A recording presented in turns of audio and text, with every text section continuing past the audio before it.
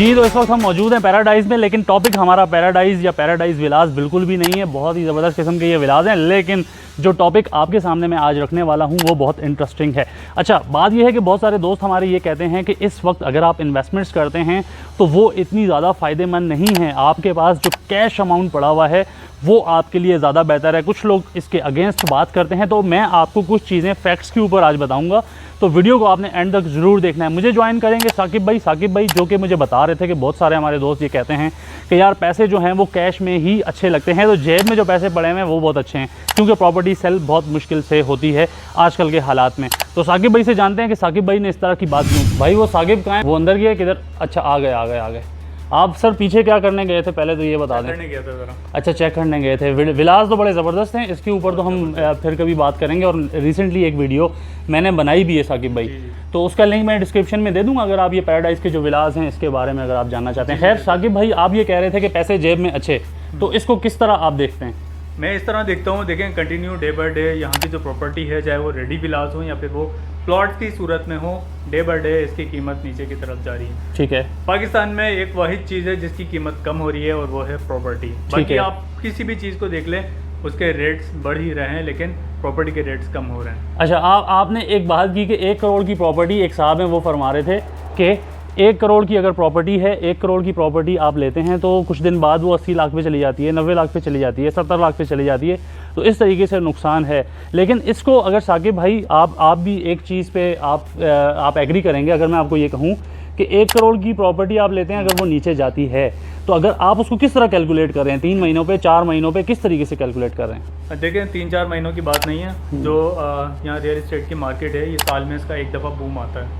ठीक है, बिल्कुल आप सही कह रहे हैं। जिस बंदे को या जिस इन्वेस्टर को पता होता है कि मुझे किस टाइम मार्केट में इन होना है और किस टाइम आउट होना है, वो तो लॉस से बच जाता है। जो लॉन्ग टर्म इन्वेस्टमेंट के लिए लेते हैं, फॉर एग्जांपल कोई कहता है कि मैं 2 साल के लिए अपनी प्रॉपर्टी को होल्ड कर सकता हूँ, ठीक है, लेकिन वो 6 महीने में या 7 महीने में, 8 महीने में या साल में उसकी कोई ऐसी मजबूरी आ जाती है जो उसको बेचना पड़ जाता है, तो उस कंडीशन में फिर उसको सेल करना, अगर वो सेल करता है तो उसको लॉस का सामना करना पड़ता है। ठीक है साकिब भाई, यहाँ पे मैं एक चीज़ का इजाफा करूँगा, वो ये कि मैं एक सवाल करना चाहूँगा। मिसाल के तौर पे आपके पास अगर पिछले साल आपके पास 1 करोड़ की अमाउंट थी, तो उस 1 करोड़ की अमाउंट में आप क्या क्या कुछ परचेज कर सकते थे, मुझे ये बताएं। मैं अपना पर्सनल एक्सपीरियंस आपसे शेयर करूँगा, क्योंकि आज हम पैराडाइज़ में खड़े हैं। पैराडाइज़ का प्रेजेंट 49 का एक कॉर्नर का प्लॉट था जो कि मैंने अपने क्लाइंट को दिलाया था। ठीक है, 1 करोड़ 15 लाख रुपए का मैंने वो प्लॉट उनको दिलवाया था, लेकिन जब मैंने उसको सेल आउट करने किया आज से कोई 3 से 4 महीने पहले, तो तकरीबन वो 75 लाख रुपीज़ का हमने उसको सोल्व किया था। ठीक है, तो आप इस चीज़ को देखें, हालांकि उन्होंने लेते वक्त मुझसे यही कहा था कि मैं जो है ना अपने बच्चों के लिए ले रहा हूँ, लॉन्ग टर्म इन्वेस्टमेंट है मेरी,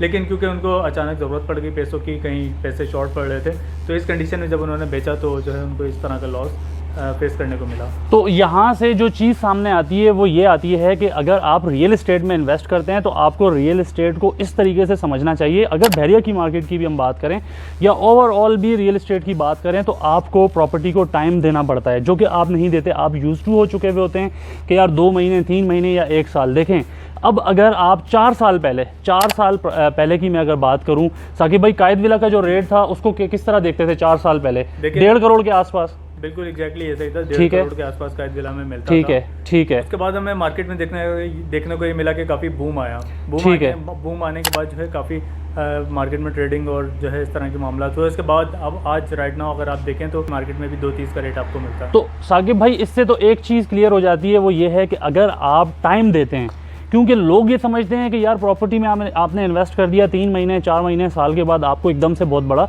इजाफा, जो कि मिलता भी था लेकिन हर वक्त एक जैसा नहीं होता। अब वो लोग जिन्होंने 4 साल पहले इन्वेस्ट किया था, क्या वो आज नुकसान में हैं? क्या कायद विला जिन्होंने परचेज़ किया था 1.5 के आसपास या 1.60 का, क्या कायद विला आज 1.5 करोड़ का मिलता है? साकिब भाई आप बताएं ना मुझे। आपके एक दोस्त है ना जिन्होंने ये बात की थी कि पैसा जो है वो हाथ में अच्छा है। अब आपको एक बात पता है, पिछले साल का 1 करोड़ और आज का 1 करोड़, क्या करेंसी किस तरीके से डी वैल्यू हो चुकी है, ये सारी चीज़ें आप नहीं समझते हैं। देखिए, एक तो करेंसी डी वैल्यू हुई है, ऊपर से प्लॉट्स और जो प्रॉपर्टी है उसके भी रेट्स कम हुए हैं। देखें, रेट्स ज़रूर कम हुए हैं, लेकिन आप सपोज करें अगर आपने लिए कोई भी प्रॉपर्टी परचेज करते हैं तो आप उसको टाइम दें।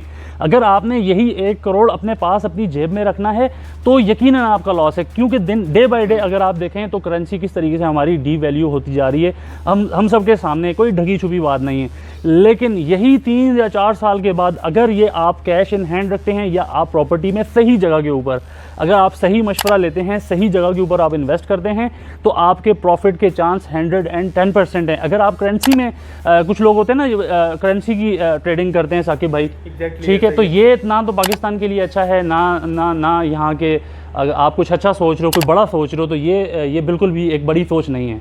एक अच्छी बात भी नहीं है कि आप करेंसी लेके अपने पास रख लेते हैं, ये नुकसान है, नुकसानदेह भी है बिल्कुल। इससे बेहतर ये है कि आप जो है कोई जो रियल एस्टेट कंसल्टेंट हैं उनसे आप रब्ता करके किसी अच्छी जगह आप इन्वेस्ट करें। और ज़रूरी नहीं है कि आप इसको लॉन्ग टर्म के लिए ही ट्रेड करें, आप इसको शॉर्ट टर्म के लिए भी ट्रेड कर सकते हैं। लेकिन फिर उसमें आपने क्या करना है कि आपने अपनी मर्ज़ी नहीं करनी कि मुझे इस प्रेसेंट में और इस स्ट्रीट में ही चीज़ चाहिए या कोई इन्वेंट्री चाहिए।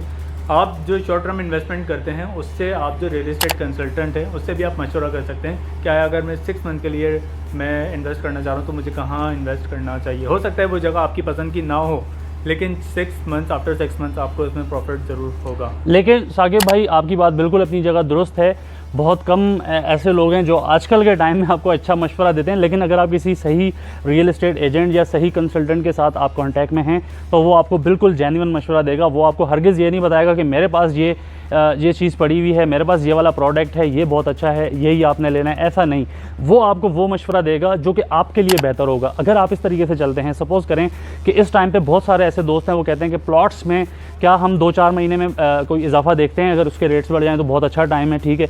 लेकिन पर्सनली मेरा अपना एक पॉइंट ऑफ व्यू है, मैं समझता हूँ कि रेडी प्रॉपर्टी, चाहे वो आप शॉप्स में जाएँ, चाहे ऑफिस में भी हालांकि आप जाएँ, उस हिसाब से जो कंस्ट्रक्शन कॉस्ट हो चुकी है, तो रेडी प्रॉपर्टी इस टाइम पे बाय करने का मुझे लगता है कि ये कुछ बेहतर है एज़ कम्पेयर टू प्लॉट्स के ऊपर अगर हम जाते हैं। तो बहुत सारी ऐसी ऑप्शंस और भी मौजूद होते हैं। खैर, एक मैसेज था आज की वीडियो में उन दोस्तों के लिए जो ये कहते हैं कि पैसे जेब में ही अच्छे, उन लोगों के लिए सिर्फ ये मैसेज था, आज की वीडियो भी थी। खैर, आज की वीडियो से इजाज़त चाहूँगा, इंशाल्लाह ताला एक दफ़ा फिर नेक्स्ट वीडियो में दोबारा आप सबसे मुलाकात होगी। किसी भी किस्म की क्यूरी के लिए, क्वेश्चन के लिए, सवाल के लिए आप हमारे स्क्रीन पर दिए गए नंबर्स पर भी रब्ता कर सकते हैं। नेक्स्ट वीडियो तक सैयद साजिद हुसैन शाह को इजाज़त दें। अल्लाह हाफिज़।